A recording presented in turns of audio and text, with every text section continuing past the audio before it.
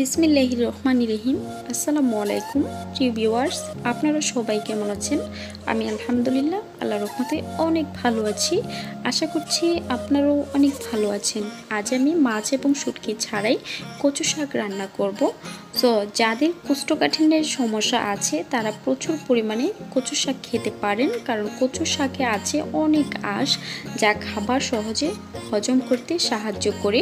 কচু শাকে মূল্যবান যে উপাদানগুলো রয়েছে তা হলো ভিটামিন এ, ভিটামিন সি, লৌহ, ক্যালসিয়াম, মিনারেলস। চোখের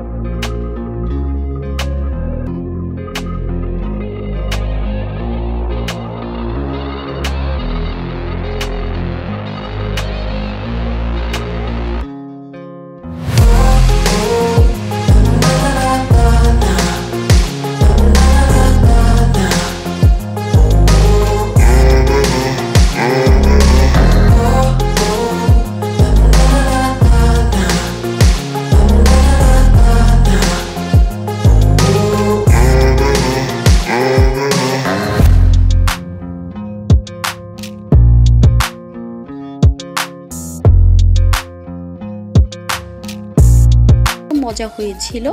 আপনারা যদি বাসায় আমি যেভাবে রান্না করেছি এভাবে যদি রান্না করে ট্রাই করে খেয়ে না দেখেন তাহলে কিন্তু বুঝতে পারবেন না।